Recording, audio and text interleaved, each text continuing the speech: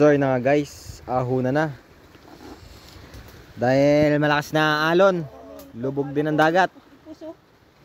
Ito lang huli namin guys. Walang puta. Luso eh. Ayan guys, okay. Kung si Orchin guys. Ngayon, mga huli din kami dito isda. Ayan mga pagmumukha natin dyan, oh.